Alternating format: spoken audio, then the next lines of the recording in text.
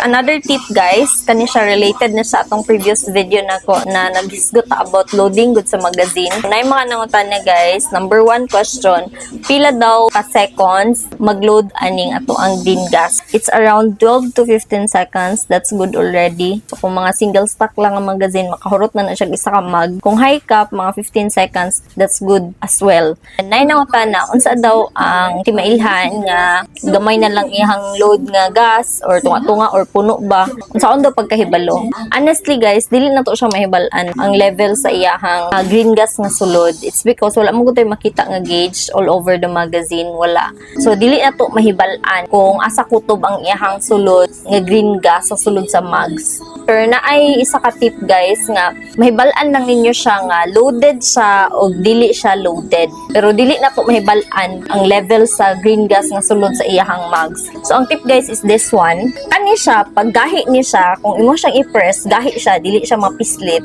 Meaning to say, loaded na siya og gas. Pero di na to mahibalan kung sa kadaghan ang iyahang sulod. Kung imo na siyang i-pursue, like imo gyud siyang i-press, mugawas ang hangin diri sa iyahang maglit guys. Look. Ayun. Diba? Aning gawas ang hangin. And then, mabalaan mo siya guys na totally empty na gid ang isa ka magazine. Wala na siya isulod hangin. Kung i-press na ninimo diri, humok na ni siya. Tanawa ha.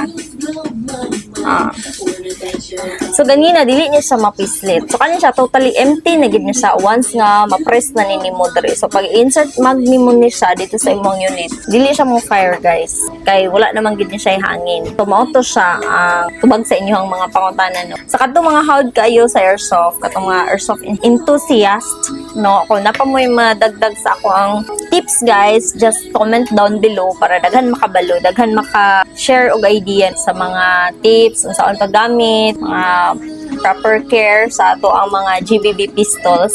Let's help one another guys. So that's all for today. Thank you.